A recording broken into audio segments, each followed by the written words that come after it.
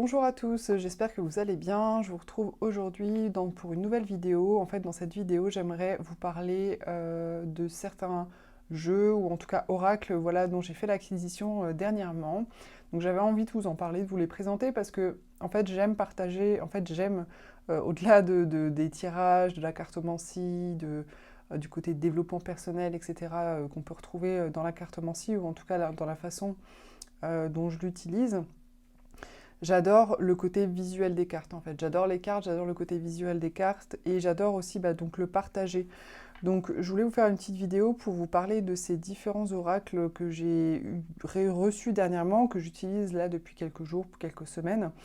Ce sont les oracles de Isabelle Serf. Donc je vais vous montrer une de leurs boîtes, Isabelle Serf. Elle a fait pas mal d'oracles, hein. Elle en a fait d'autres, je les ai juste à côté de moi, mais je ne vais pas forcément vous en parler aujourd'hui.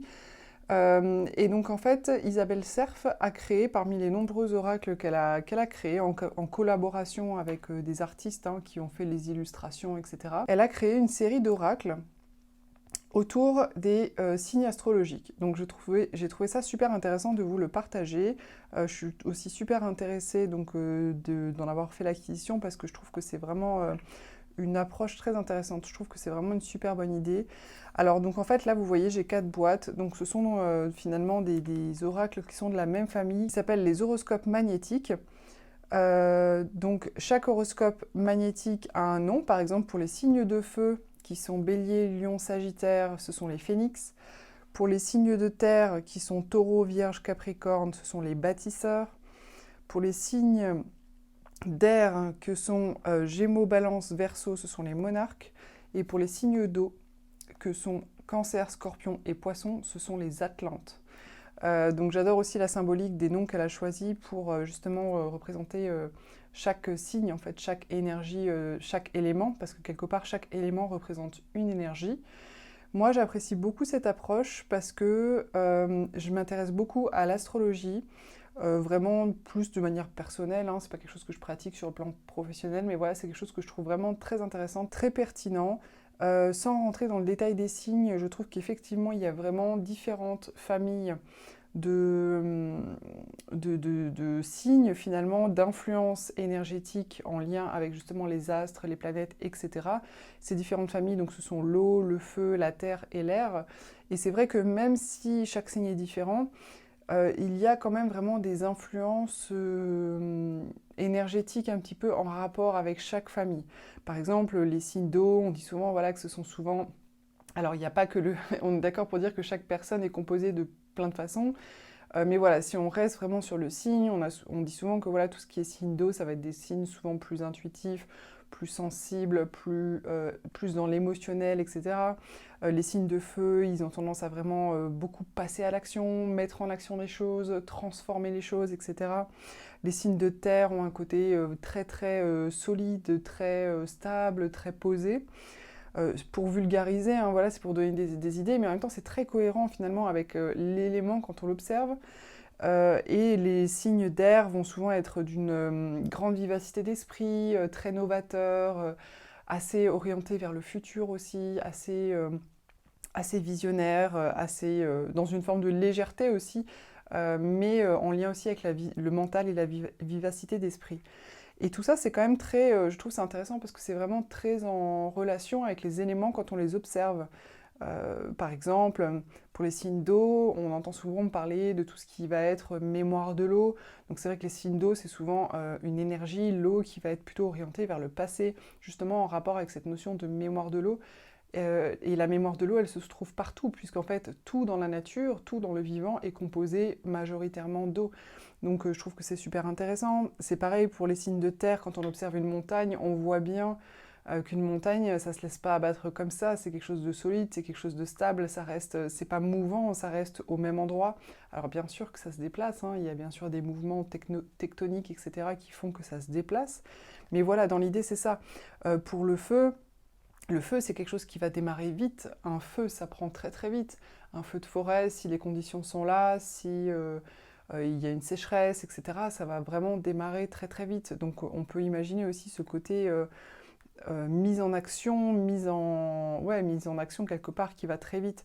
Et pour l'air, c'est pareil, l'air, ça, c'est quelque chose de très, bah justement, finalement, de pas vraiment palpable, de très changeant, une bourrasque à droite, une bourrasque à gauche, un coup fort, un coup pas fort, etc.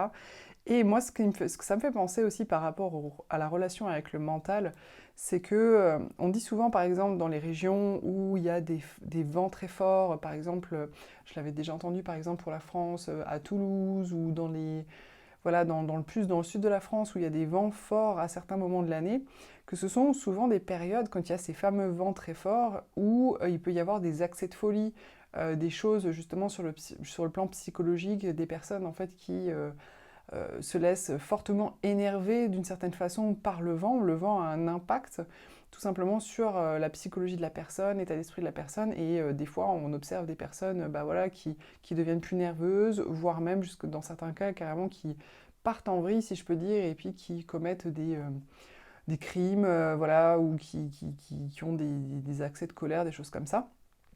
Alors, je ne suis pas en train de dire que l'air, c'est que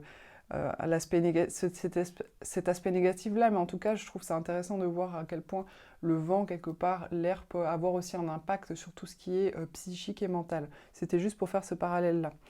Donc voilà, donc du coup, les cartes, elles ont toutes une petite illustration sur le dos. Je vais vous les montrer un peu. Je ne vais pas toutes les montrer parce que bah, ça va prendre un petit peu de temps.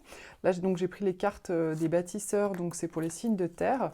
Vous avez à chaque fois au dos une illustration. Donc l'illustration, elle est assez similaire dans l'esprit hein, pour chaque carte. C'est la même illustratrice qui a fait ça. Les couleurs sont différentes. Et puis au cœur, surtout, il y a une illustration qui est différente. Donc voilà, ça c'est pour vous montrer. Et après, les cartes, elles se représentent comme ça. Et en fait, sur chaque carte, il y a un message.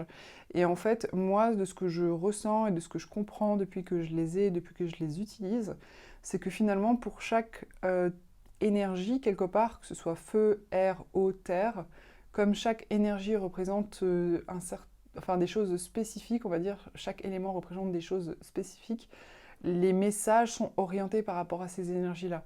C'est-à-dire que par exemple, dans les horoscopes de signes de feu, qui représentent beaucoup l'action, il y aura pas mal de messages en rapport avec ça. Il n'y a pas que ça, mais voilà, c'est pour donner un exemple. Pour la terre, ce sera autre chose. Pour l'eau, ce sera autre chose. Et pour l'air, ce sera encore autre chose. Et donc du coup, je trouve que c'est vraiment super intéressant, sachant qu'à l'intérieur de nous, on a toujours forcément tous les éléments.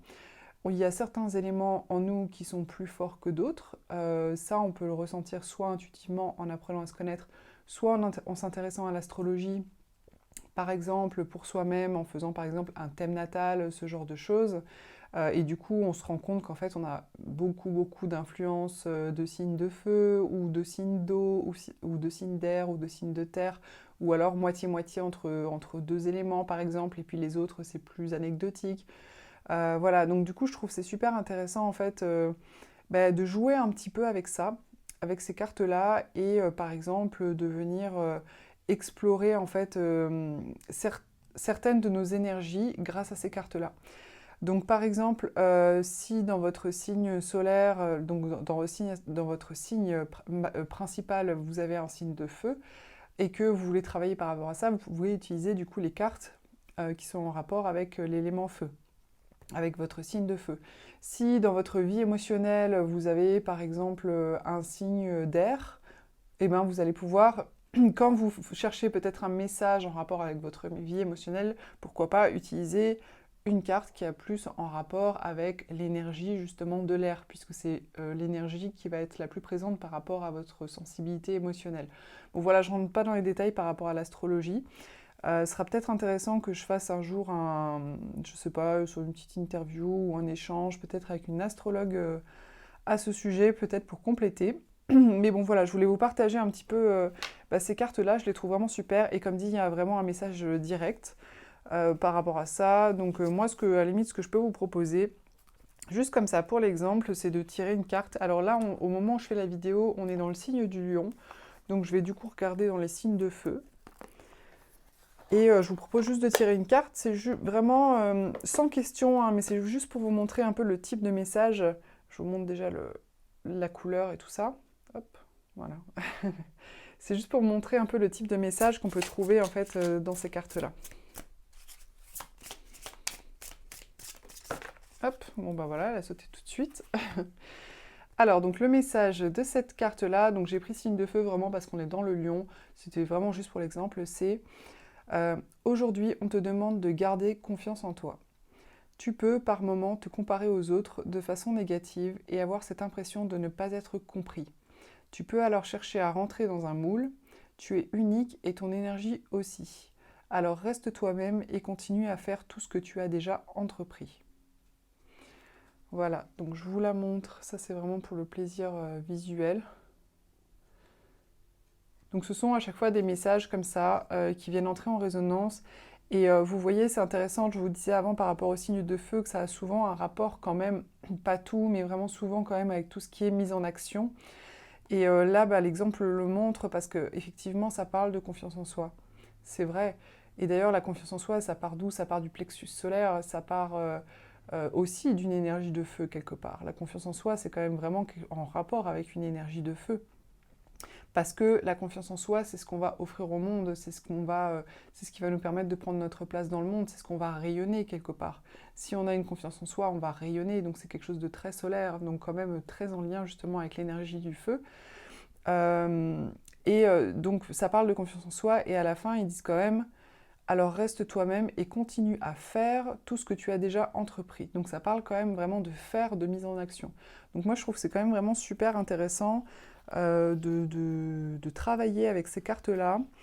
Et j'avais vraiment très envie de vous le partager. Voilà, si vous vous intéressez aux cartes, à la cartomancie, etc. J'avais envie de vous partager ces cartes-là. Et bon, de toute façon, vous les verrez hein, dans mes tirages. Je vais certainement les utiliser. Après, moi, je choisis quand même vraiment mes cartes un petit peu à l'intuition, en fonction du type de tirage que je fais. Mais c'est vrai que vous risquez de les voir apparaître, en particulier si je fais des tirages en lien justement avec les signes astrologiques, ce qui est en projet pour bientôt, je pense, on verra. Voilà, j'espère que cette vidéo vous a intéressé. N'hésitez pas à liker, à partager si ça vous a intéressé. Et on se dit à très vite pour une prochaine vidéo.